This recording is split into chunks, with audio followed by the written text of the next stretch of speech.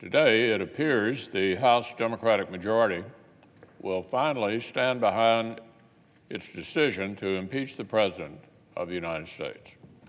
Last year, the House of Representatives rushed through the least thorough and most unfair impeachment inquiry in American history. They took just 12 weeks. 12 weeks. There was more than a year of hearings before the impeachment of President Nixon. There were multiple years of investigation for President Clinton. When people are serious about compiling evidence and proving a case, these things take time. That's not what happened this time. House Democrats performed a pale imitation of a real inquiry. They did not pursue their own subpoenas through the courts. They declined to litigate potential questions of privilege. They pulled the plug as soon as Speaker Pelosi realized she had enough Democrat votes to achieve a political outcome. So, Mr. President, this isn't really about Ukraine policy or military assistance money. It can't be, because for one thing, prominent Democrats were promising to impeach President Trump years before those events even happened. The day this president was inaugurated, the Washington Post said the campaign to impeach President Trump has begun. That was the day he was inaugurated in the Washington Post. More than 2 years ago, Congressman Jerry Nadler was campaigning to be the top Democrat on the House Judiciary Committee, specifically because he was an impeachment expert. And just a few weeks ago, when a reporter asked Speaker Pelosi why the Democrats were in such a hurry, here was her response: speed? It's been going on for 22 months, 2.5 years, actually. Now that's really interesting, really interesting. The events over which the Democrats want to impeach happened just 6 months ago. Just 6 months ago, not 2.5 years ago. So how has impeachment been underway for 2.5 years? The Speaker tried to say she was referring to the Mueller investigation, except the House couldn't impeach on the Mueller investigation because the facts let them down, remember? The House impeached over events in Ukraine, events that happened only 6 months ago. But they still admit this was years in the making. It was not, Mr. President, some earnest fact-finding mission that brought us to where we are. This is not about the nuances of foreign assistance to Eastern Europe. This has been naked partisanship all along. Naked partisanship all along.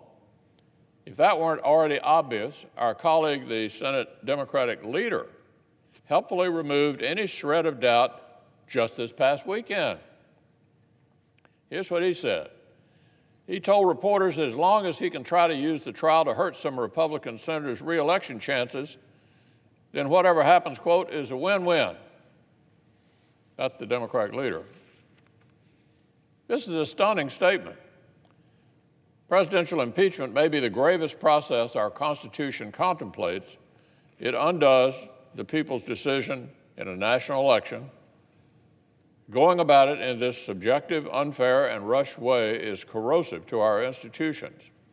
It hurts national unity, and it virtually guarantees that future houses of either party will feel free to impeach any future president because they don't like him. You don't like him, impeach him. That's the message coming out of this. But as long as our colleague, the Democratic leader, can weaponize this process in the next election, he thinks it's a win-win. That really says it all, doesn't it? That really sums it up. This partisanship led House Democrats to cross a Rubicon that every other House of Representatives had avoided for 230 years. They passed the first presidential impeachment that does not even allege an actual crime under our laws. We had a 230-year tradition of rejecting purely political impeachments, and it died last month in this House of Representatives. So, Speaker Pelosi and the House have taken our nation down a dangerous road. If the Senate blesses this unprecedented and dangerous House process by agreeing that an incomplete case and a subjective basis are enough to impeach a president, we will almost guarantee the impeachment of every future president of either party when the House doesn't like that person. This grave process of last constitutional resort will be watered down into the kind of anti-democratic recall measure that the Founding Fathers explicitly did not want. The Senate was designed to stabilize our institutions, to break partisan fevers, to stop short-term passions from destroying our long-term future. House Democrats may have descended into pure factionalism, but the United States Senate must not. This is the only body that can consider all factors presented by the House, decide what has or has not been proven, and choose what outcome best serves the nation. This, Mr. President, is what we must do.